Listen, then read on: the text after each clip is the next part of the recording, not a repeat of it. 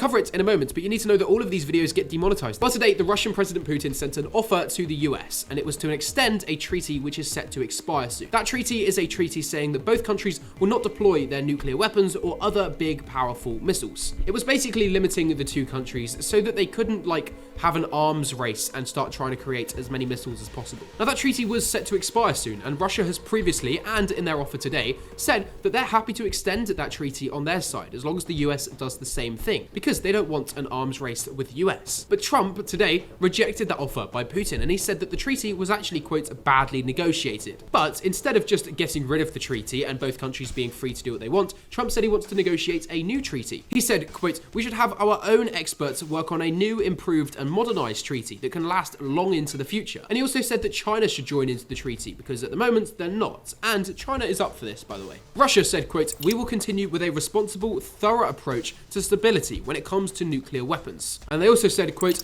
"Of course, our decision will be guided primarily by Russia's national interests." And of course, Russia doesn't want nuclear war, so they're happy to extend this treaty. The US, on the other hand, has not, and instead they want a new treaty. The US says that this current treaty was too restrictive on them, and it stopped them doing things which they wanted to do. Something far more important than anything I've told you today is that yesterday it was announced Russia is going to be governing Gaza. Yeah, that's right. Russia was invited to join the Gaza Board of Peace, and if you don't know what that is, it's a new government being formed to rule over Gaza and decide what happens to it after Israel blew it up. Russia is going to be rebuilding Gaza. They've given $1 billion towards that. As well as that, they're going to influence its political decisions and literally be in charge of governing it. Like I said, that's far more important than anything I've told you today. If you don't know about that, I've got to be honest with you, you've probably wasted your time watching this video because of how important that is. So click here to watch yesterday's video covering that, and I guarantee you will learn something and you won't regret watching it because it's far more important than anything I've told you today.